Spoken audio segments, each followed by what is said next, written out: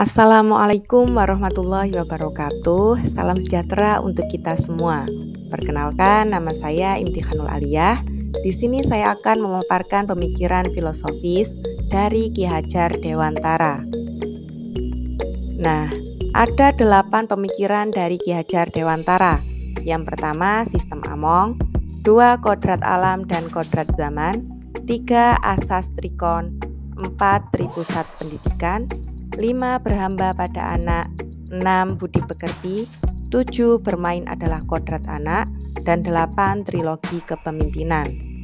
Dari ke-8 pemikiran tersebut tentu saling berhubungan untuk dapat menciptakan atau menumbuhkan generasi yang berkualitas serta bermartabat. Kemudian yang pertama saya paparkan mengenai sistem Among. Bangsa Indonesia memiliki sejenis metode Montessori dan Froebel, yaitu metode kodrat irodat atau natur dan evolusi. Bisa juga dinamakan metode kaki Among, Nini Among, yaitu metode Among siswa yang berlandaskan pada pola asih, asah, dan asuh. Pendidik bertugas untuk menuntun peserta didik untuk menjadi manusia yang merdeka. Selanjutnya, yang kedua ada kodrat alam dan kodrat zaman. Untuk kodrat alam berkaitan dengan sifat dan bentuk lingkungan di mana murid berada. Di sini diilustrasikan untuk pertama gambar perkotaan dan yang kedua ada gambar pedesaan, di mana keduanya memiliki kontur alam yang berbeda. Sebagai pendidik, kita harus dapat menyesuaikan kodrat alam dari anak untuk melakukan metode pembelajaran tertentu.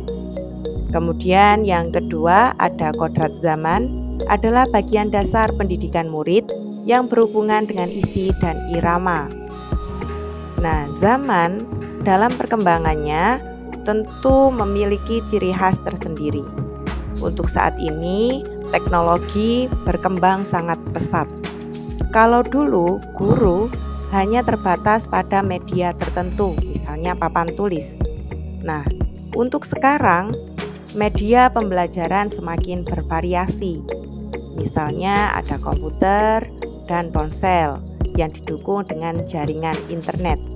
Jadi guru harus menguasai teknologi untuk mengikuti kodrat zaman dari murid. Selanjutnya ada asas trikon. Yang pertama kontinu, 2 konvergen, dan 3 konsentris. Untuk kontinu, pembelajaran sebaiknya berkesinambungan dari waktu ke waktu. Yang kedua konvergen, pembelajaran sebaiknya mengusahakan terbentuknya karakter dunia tanpa mengorbankan identitas bangsa. Kemudian yang ketiga, konsentris, pembelajaran sebaiknya bersifat terbuka, tetapi tetap kritis dan selektif terhadap pengaruh kebudayaan di sekitar. Kemudian selanjutnya ada tripusat pendidikan. Yang pertama keluarga yang terdiri dari orang tua atau wali murid. Yang kedua, sekolah yang terdiri dari kepala sekolah, guru, dan peserta didik. Kemudian yang ketiga, ada masyarakat yang terdiri dari komite sekolah, organisasi profesi, dan seterusnya. Nah, ketiga aspek ini harus saling bekerja sama atau berkolaborasi untuk membentuk peserta didik yang lebih baik. Kemudian selanjutnya ada berhamba pada anak. Pendidik dalam mendidik harus berorientasi pada anak, yang mana setiap anak memiliki kemampuan dan kebutuhan yang berbeda atau berdiferensiasi. Nah, saat ini di kurikulum Merdeka juga ditekankan pada pendidikan yang berdiferensiasi. Selanjutnya ada budi pekerti. Budi pekerti merupakan perpaduan antara cipta atau kognitif, karsa atau afektif, sehingga menciptakan karya atau psikomotor. Tugas pendidik yaitu melatih peserta didik untuk punya kesadaran yang utuh untuk menjadi dirinya atau kemerdekaan diri dan kemerdekaan orang lain. Harapannya untuk menjadi pribadi yang memiliki budi pekerti luhur. Selanjutnya adalah bermain adalah kodrat anak. Permainan anak juga dapat dimasukkan pada pembelajaran di sekolah sebagai kultur yang mana ini adalah gabungan dari metode Froebel dan Montessori. Jadi antara pelajaran panca indera dan permainan dianggap satu kesatuan yang utuh. Dan yang terakhir adalah trilogi kepemimpinan. Yang pertama Ingarso Sung Tulodo, di mana guru atau pendidik di depan harus dapat memberikan teladan atau contoh yang baik untuk peserta didik.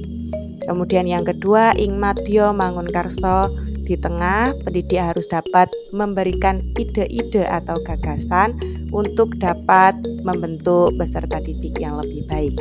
Dan yang ketiga Tuturi Handayani, di mana pendidik harus dapat memberikan dorongan atau motivasi kepada peserta didik untuk dapat bersemangat dalam menimba ilmu.